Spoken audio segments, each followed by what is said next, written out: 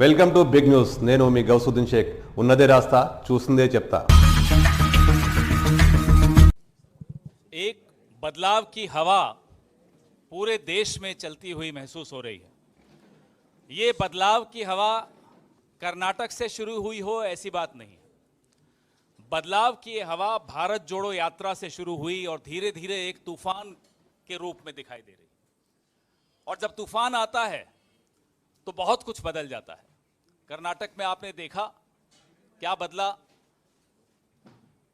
अब आने वाले 6 महीनों में 5 राज्यों में विधानसभा चुनाव हैं। तेलंगाना बहुत महत्वपूर्ण राज्य है। उस वक्त जो संघर्ष किया वो आप सबके सामने है। और कांग्रेस पार्टी ने, सोनिया गांधी ने, यूपीए की सरकार ने, कांग्रेस ने तेलंगाना दिया। आज काफी महत्वपूर्ण नेता, तेलंगाना के बहुत महत्वपूर्ण नेता कांग्रेस का दामन के साथ जुड़ रहे हैं। अभी इन सब की मुलाकात हुई, लंबी वार्ता हुई। कांग्रेस अध्यक्ष श्री मल्लिकार्जुन खड़गे साहब से, हमारे नेता श्री राहुल गांधी जी से, केसी वेणुगोपाल जी से, हमारे जो इंचार्ज हैं वहाँ माणिकराव ठाकरे जी से, अपने ये कारण बताएं कि ये क्यों इन्होंने कांग्रेस का दामन थामा है। उससे पहले मैं मेरे साथी पूर्व सांसद मधु गौड़ यास्की साहब से निवेदन करूंगा कि वो तेलुगु में इनका परिचय भी देंगे और तेलुगु में आपसे कुछ बात भी करेंगे। इंग्लिश की आवश्यकता है किसी को तो मुझे बता दीजिए, है आपको? There are winds of change flowing across the country. These winds of change did not start from Karnataka. They started through the Bharat Jodo Yatra, where Mr. Rahul Gandhi walked for 4,000 kilometers, meeting people, interacting with them, listening to their problems, listening to their issues. The result was seen in Karnataka. And those winds are now flowing towards the other assemblies which are going into elections, including a very important state of Telangana.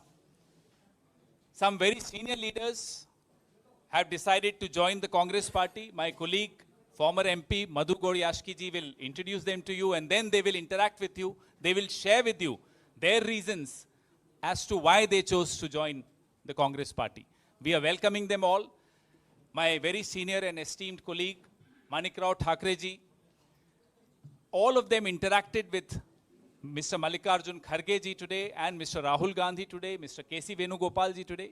आज तेलंगाना के वरिष्ठ नेता Shri Ponguleti Srinivas Reddy, former minister Jupally Krishnarao, 5 times MLA Shri Gurunath Reddy ji, Narsa Reddy ji, former MLA and present Zilla Parishad chairman Koram Kanakaiah, Payam Venkateswarlu ji, and Zilla Parishad chairman, municipal chairman's, मंडल प्रजा परिषद presidents and senior leaders, सब लोग आज हमारे राष्ट्रीय अध्यक्ष मल्लिकार्जुन खड़गे जी और राहुल जी के साथ मिले हैं।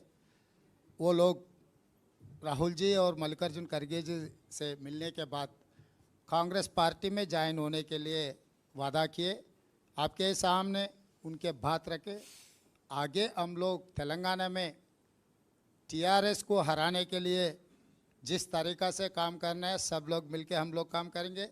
और भारतीय जनता पार्टी TRS साथ मिलकर कैसे 4 करोड़ तेलंगाना जनता को कैसे धोखा दे के गया, ये सब सारे हम लोगों को दिखाना है। और पिछले 3 दिन से KTR IT मिनिस्टर दिल्ली आया था। वो ऐसा दिखा रहे कि हम तेलंगाना तरक्की के लिए, मेट्रो रेल के लिए, नेशनल इरिगेशन प्रोजेक्ट्स के लिए और कुछ प्रोजेक्ट्स के लिए हम रिप्रेजेंटेशन दिए, इसीलिए भारतीय जनता पार्टी से मिले।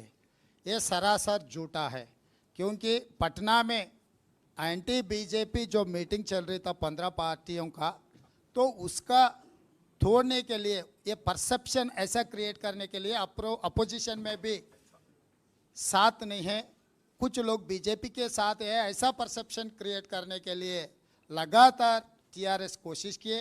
पहले KCR ने किया, अभी KTR ने कोशिश कर रहा है। तो लोग पूरा समझ रहा है इसीलिए हम लोग सब लोगों जितने भी वरिष्ठ नेता भी कांग्रेस पार्टी में शामिल होने के लिए हमें वादा दिए, इन लोगों को मैं वेलकम कर रहा हूँ। और दूसरे जुलाई 2 को खम्मम में एक बड़ा जलसा होगा, वहाँ पर वहीं से तेलंगाना के अगले चुनाव के भूमिका वहाँ से आप लोगों को बोलेंगे।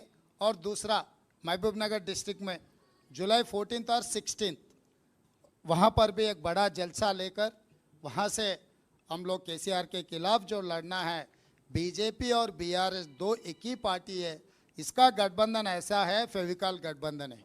फेविकॉल से जोड़े तो जितना ताकत रहते हैं और बीजेपी बीआरएस का भी उतना ही गठबंधन है। पिछले 9 साल ये लोग साथ में काम किए, आगे चुनाव में भी ये दोनों मिलके चुनाव लड़ने वाले, इसीलिए कांग्रेस पार्टी पूरा तैयारी कर लिए ये दोनों को हराने के लिए। धन्यवाद मित्रों, इतना अच्छा सहकार दिया हमारे पत्रकार मित्रों, आगे भी आपका सहकार ऐसे रहना चाहिए।